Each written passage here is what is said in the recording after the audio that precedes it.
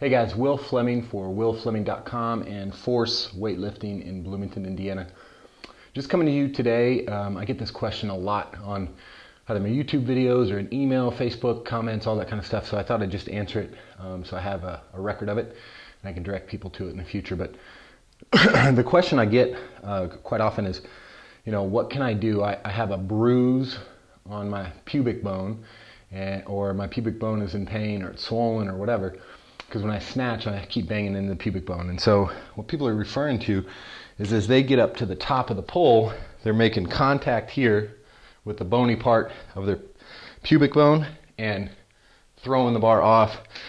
And after repeated contacts, after one time it can be pretty painful, but after multiple times it can be extremely painful. So what I want to do is explain that's not part of snatch technique. If that's happening, you are doing something incorrectly, and you're going to have, you're not going to enjoy Olympic weightlifting. So I want to help you guys correct it so you don't have to buy anything. You don't have to cut out little foam pads to put them in your pants or anything like that. We can correct it just by technique. And so what's happening here is people often mistake the sound at the top of the pole, that clang, with hard contact against their hips. So they hear a sound as an elite weightlifter lifts, they hear that sound as the bar makes a contact here, and they think, okay, I need to make that sound. So a lot of times people will actively hit the bar off their hips to make the last bit of contact. But that's actually incorrect. The sound that we hear, that assumption that it's a sound of our body hitting the bar, is incorrect.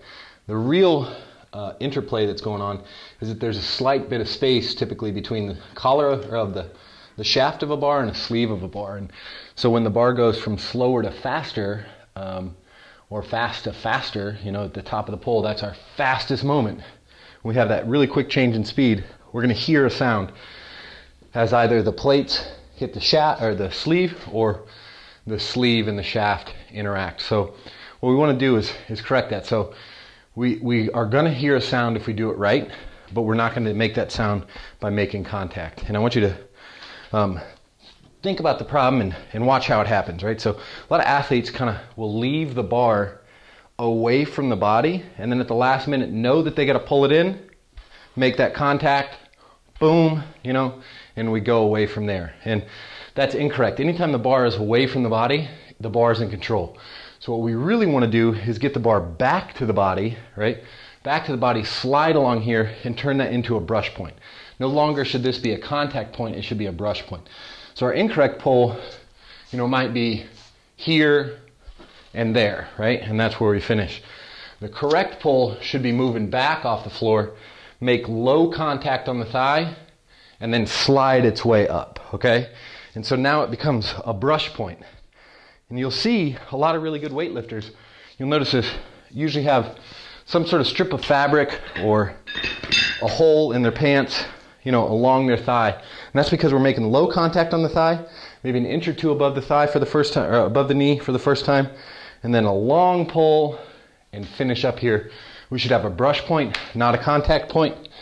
Should look not like this, boom. It should look back and there, okay?